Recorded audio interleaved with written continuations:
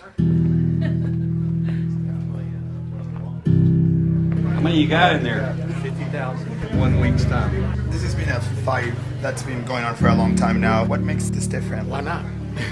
Today commemorates the day when the 13th Amendment was ratified. On this day, when my people were legally set free, I think this is a good day for us to stand up and speak on behalf of our ancestors and say, we can do better than this in Tennessee. Vanderbilt poll that came out that said 76% of people voted want it removed. Time is now. Why not? Those who want the bus to stay talk that this story of Nathan Bedford Forrest is a story of redemption, that he regretted at the end and that he apologized for what he did. It says General Nathan Bedford Forrest. The bust represents what he did in the Civil War, not what may or may not happen later in life. If he really did change and become a Christian, he wouldn't want his bust put in there. He would be ashamed of the atrocities that he committed if he truly met Jesus. It's time. Got a meeting up here. They know where I feel about him. They got 50,000 signatures right there. Ooh, that's huge. That's huge. I want to recognize Dr. Chris Williamson and Pastor Kevin Briggs. A Civil War era newspaper reads as follows. The slave pen of old Bedford Forrest on Adams Street was a perfect horror to all Negroes, far and near. His mode of punishing refractory slaves was to compel 4 of his fellow slaves to stand and hold the victim stretched out in the air. And then Bedford and his brother John would stand, one on each side with long, heavy bullwhips, and cut up their victims until the blood trickled to the ground.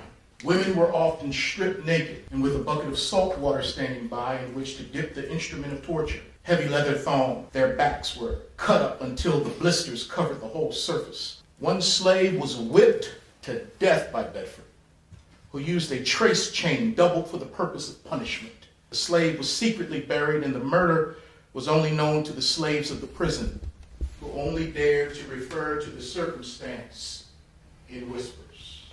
I am not here to whisper today, but to loudly proclaim the time is now for the commission to begin the process of removing the bust of Nathan Bedford Forrest from the state capitol.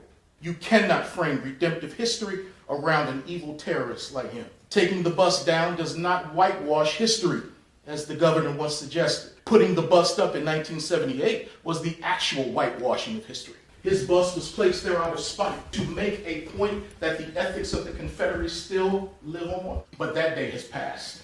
A new day is here, and now is the time for a new and better representation in our capital.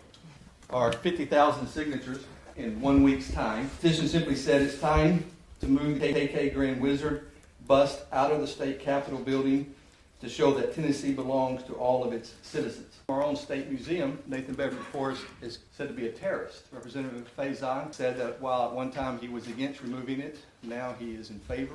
I encourage you to set a specific date, a specific time, and start the discussion. That's what I work every day. We have to walk past that bust and remind ourselves of the atrocities of one who committed such heinous acts. There's an opportunity for the commission to start the process and alleviate all of us of this horrible situation. What I want to do today is to make a simple request. You, sir, facilitate a meeting to begin the process. As long as it goes unresolved, we will continue to have the rancor, disharmony, not merely on Capitol Hill, but in Tennessee. There are varying and diverse and passionate opinions about this, so for that reason it requires a serious time and effort. I'm committing to you that we will have a meeting set before the end of February. Mr. Chairman, you have started a new day.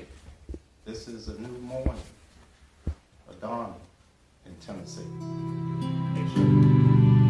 I feel like it went well. They heard us. They're going to set a meeting by the end of February. I don't know if they expected it to come that strong, but it had to. The statue itself is bold. Its placement is bold. And there needed to be some shock value today. Slavery was a brutal institution. Yes, we should tell the truth about it, but we should only honor those who are honorable. And Nathan Bedford Forrest is not an honorable individual. It's time to get him out of there.